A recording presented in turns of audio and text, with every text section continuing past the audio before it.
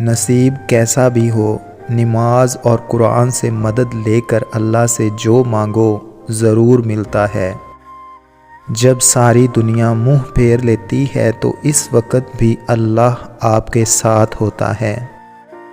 نماز کی تو وہ شان ہے جو روک دیتی ہے طواف کعبہ کو، تو تیرے کاروبار کی کیا اوقات ہے جس کے لیے تو چھوڑ دیتا ہے نماز کو۔ ہر ٹوٹی ہوئی امید مجھے میرے اللہ سے جوڑتی ہے۔ اخلاق وہ چیز ہے جس کی قیمت کچھ نہیں دینی پڑتی، ہاں مگر اس سے ہر انسان خریدا جا سکتا ہے۔ جن کا بھروسہ اللہ ہو ان کی منزل کامیابی ہے۔ جو کسی کا برا نہیں چاہتے ان کے ساتھ کوئی برا نہیں کر سکتا، یہ میرے رب کا وعدہ ہے۔ جہاں سے ہماری سوچ ختم ہو جاتی ہے ٹھیک وہاں سے اللہ کا فیصلہ شروع ہو جاتا ہے۔ توبہ قبول ہونے کی نشانی یہ ہے کہ اس کے بعد انسان کا دل گناہ سے ہٹ جاتا ہے۔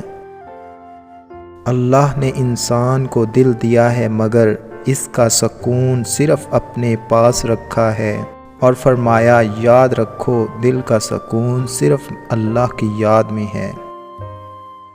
اللہ سے جب بھی مانگو تو اپنی اوقات کے مطابق نہیں بلکہ اللہ کی شان کے مطابق مانگو۔